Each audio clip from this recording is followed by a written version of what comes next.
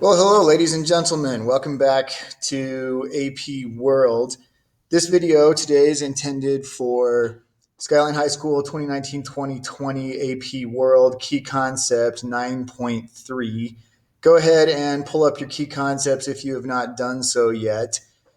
9.3 debates about the environment.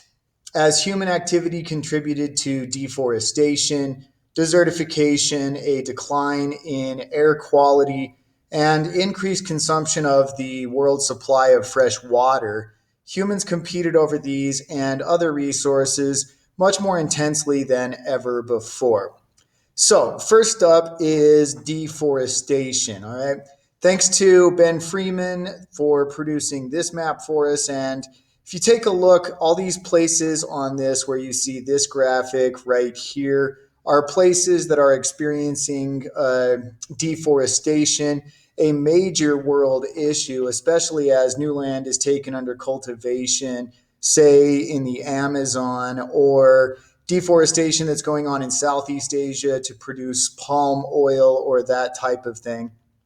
Uh, Turns out in the contemporary era, it's a lot easier to clear forest. So, for example, it's really easy to take backhoes and clear forest, or in the case of the Amazon, more recently, they've just been burning up big parts of the forest in order to clear land, mostly so that they can graze cattle and raise crops so that they can feed them to cattle. Remember, deforestation like this can lead to a serious world problem, desertification. So if you chop down trees, leave soil exposed, a lot of the time it can wash away or blow away. And this is happening in lots of places all over the globe. So, for example, if you look at this map and you see all these places where you see the cacti graphic that Ben Freeman has put on here for us, you can see places where we're having desertification become a major issue.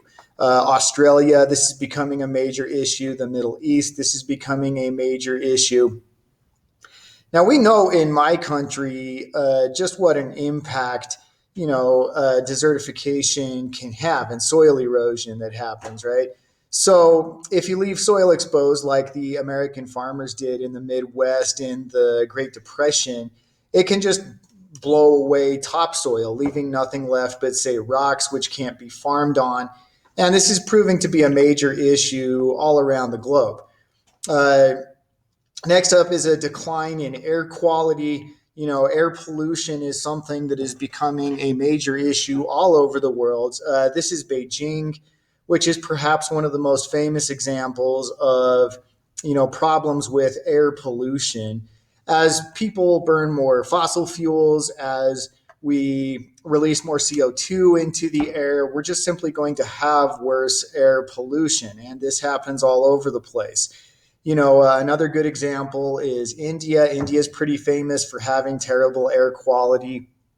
Here in Utah, where I'm from, the city, Salt Lake City, is pretty famous for having terrible air quality, especially during these things that we call inversions. And this air quality problem has significant effects on our population. A recent study out of BYU that you can click on here suggests that air pollution shortens the life of the average Utahn by somewhere between 1.1 and 3.5 years. Air pollution contributes significantly to problems with cancer, to problems with strokes. Air pollution contributes significantly to heart disease, which we've seen earlier is the number one killer of human beings on planet Earth. Next up is competition over water. Now, it's important to note that competition over water resources has been going on throughout all of world history. Uh, in my city here in Salt Lake, we're named after a lake that is nearby, the Great Salt Lake, but the Great Salt Lake is not going to be around very much longer. Currently, they're diverting a lot of the water that goes into the Great Salt Lake, and mostly for producing crops that are mostly going to feed animals. But, the Aral Sea is another good example of where they did this before. upstream from the Aral Sea. They diverted the water to provide for agricultural products, and eventually the lake just entirely disappeared. The Aral Sea, it's just not even there anymore. It's spoken of in the past tense, like there was an Aral Sea, right? But this is happening all over the globe. India is threatening to divert water from the Brahmaputra River into India instead of letting it go into Bangladesh. There's places all over the globe where they're setting up dams upriver. The Tigris and Euphrates rivers, where civilization first emerged. Dams upstream in places like Turkey are making it so that less water can make it downstream into Iraq. In Africa, countries upriver on the Nile River are threatening to divert a lot of the water upstream so that it won't make it into countries downstream like Egypt. And this is a serious issue that is threatening to lead to war all over the planet. I mean, people need water for survival. And so competition over water has become a serious issue. Um, Again, here in the American West, there's a lot of debate over what to do with resources, right? Such as water, right? How much of it should be used by each state. The Colorado River is famous for this. Competition for water in the Colorado basin has been intense. Arizona, for instance, is running out of water. Literally, they're just threatening to not have enough anymore. A lot of the water is diverted to go to agriculture instead of for human use. So, for instance, 50% of the Colorado River water goes for beef production. That takes us to debates about the environment. The release of greenhouse gases and pollutants into the atmosphere contribute to debates about the nature and causes of climate change. Now, really important to understand how this happens, right? Right here, you can click on a nice instructional video from the National Geographic that will give you a very brief introduction for how it works. But in short, there are gases like carbon dioxide and methane that are potent greenhouse gases. If you've ever sat inside of your car in the summer and felt the heat come in, you know what this effect is. So this takes us back to industrial production, which takes us way back to like the 19th century.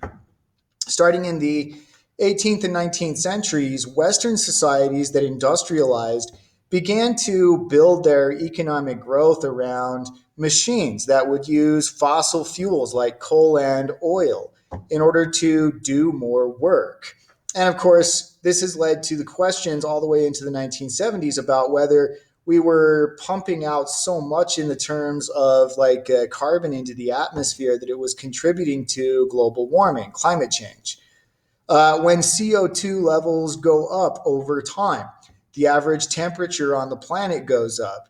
But of course, this has led to intense debates because we've built our economic models out of growth about burning fossil fuels. And so there's been a lot of people that have wanted to resist the idea that we should not burn more fossil fuels. Uh, it would require us to start changing the entire model upon what we base economic growth. And of course, it's part of what societies need to do to provide prosperity for their populations.